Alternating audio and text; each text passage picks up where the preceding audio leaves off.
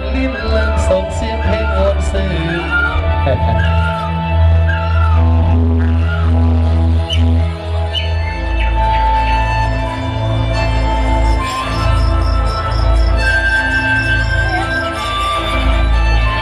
ตบมือเป็นเกียรติต้อนรับกันคดีฮะเนี่ยปอดโซเดเสียงน้องห้องนะพี่น้อง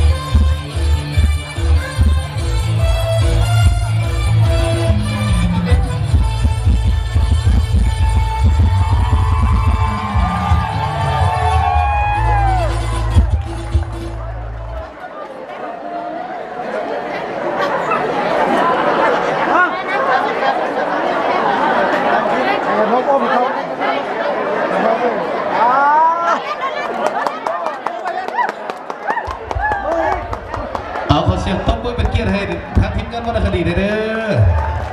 อันนี้เป็นบทฟ้อนที่มวลงามหลายเนาะครูยิงทรายกลุ่มเสียงโอมเนาะขอขอบใจจากทางทีมงานวรรณคดีมาเด้อ